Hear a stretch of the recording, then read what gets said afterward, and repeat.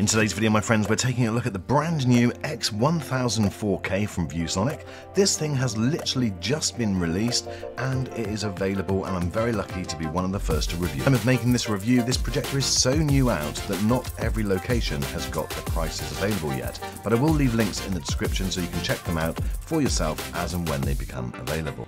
In the box you get everything that you would expect, as well as a guide to show you how far you need to have the projector away from the wall from a certain size screen. And you get this very smart self-lit remote control. We'll come on to that a little bit more later.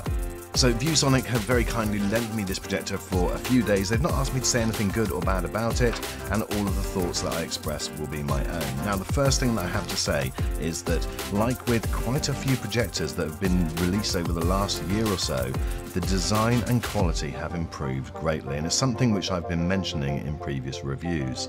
Certainly manufacturers have moved away from those horrible, cheap, plasticky things, and now these things, especially this type, which is an ultra short throw, so therefore it's going to be on view all the time, actually becomes a dedicated piece of furniture.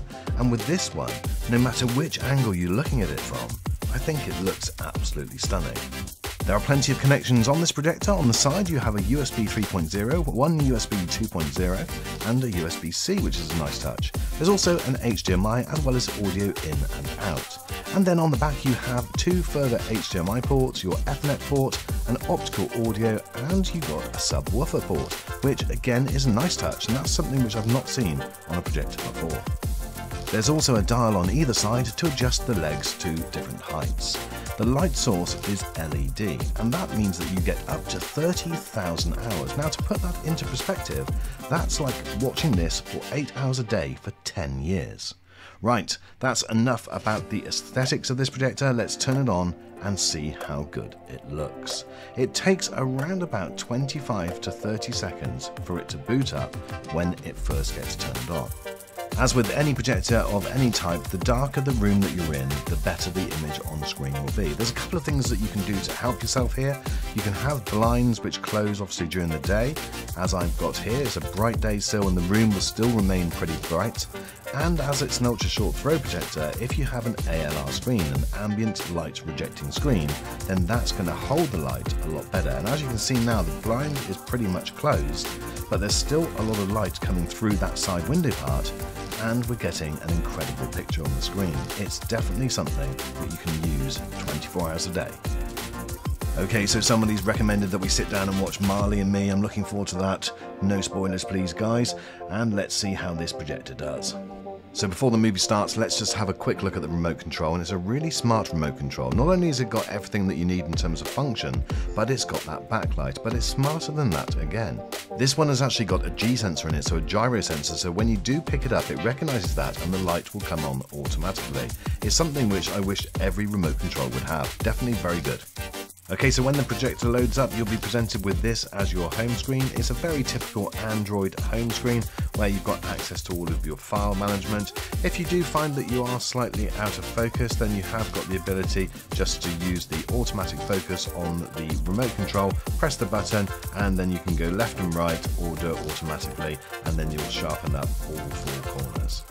Now, my advice is for anyone getting this projector or a similar type of projector is to get your own device to plug into one of the many HDMI ports, because the software is good. It's got nice touches like the screen mirroring, for instance, which I thought did a really good job. It looked clearer than it's looked on any projector I've seen before, and so therefore definitely something which you can do, and you can stream very simply via AirPlay on an iOS device, and it was easy to follow. But other than that, this type of software is always a little bit clunky, never brilliant. It's got the Aptoide store built in, which is, you know, not brilliant. It's pretty much hit and miss with what things work and what things don't, so you're far better off getting a Fire Stick, an Apple TV, or even just using the software on your console. What it has got, this projector though, is a great menu system for changing and tweaking different settings. So I've turned on my PlayStation 5 now and I've gone into Outriders, and as you can see on image settings you've got so many different options. I won't bore you in this video, I'll just speed through this section, but you can see that you can change it to your heart's content. You can definitely get the picture that you want, and I was really impressed with how many different options were available, certainly far more than I've seen on some other projectors.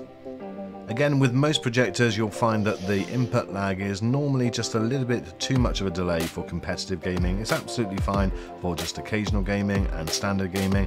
It's actually been measured on this projector at around 66 milliseconds, which is actually on the lower side compared to some others, which can be way over 100. So I've not tested it for competitive gaming, but certainly for playing games like the F1 game and Outriders, it was absolutely fine, had no issue at all. By the way, if you are seeing some flickering, that's the camera frequency, not the actual projector.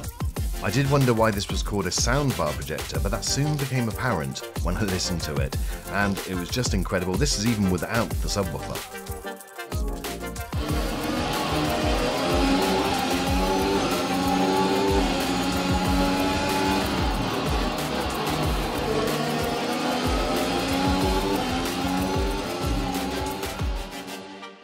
That was just at 50% volume. I'm going to show you some music in a second, but the sound is provided via two 15-watt drivers, all Harman Kardon speakers, and two 5-watt tweeters, and it really does sound the best I've heard. Plus, if you want to, you can put a subwoofer, giving you 2.1 sound.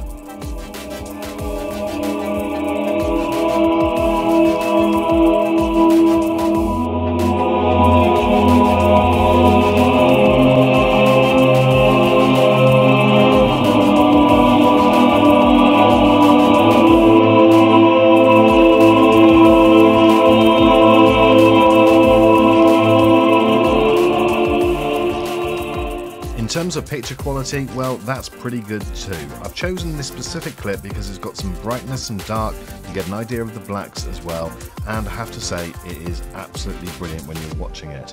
Any flicker that you do see is not visible in reality. That unfortunately is my camera frequency, so please do ignore that. But the quality of the image is amazing. The brightness of this projector is 2400 lumens, and you have a contrast ratio of 3 million to 1. That's obviously because it's an LED light source, and as I mentioned right at the start, you've got over 30,000 hours. Now, in terms of HDR and things like that, it did a great job. Now, another big factor with this projector is that it does support 3D. Now, I've not tested it for 3D, so I can't comment on that, but it will support 3D, so if you have got a wide range of 3D movies in your library, well, this could be the projector for you as well. Okay guys, just before we finish, let me go through some of the other features and stats for you, just so that you've got everything about this projector. Okay, so this uses the pixel shifting technology to create 3840 by 2160 pixels. It's 2400 LED lumens, so it's very bright. It can be ceiling mounted, which is a really good feature because this doesn't have to be sat in front down on a cabinet. You can pop it on the ceiling, no problem.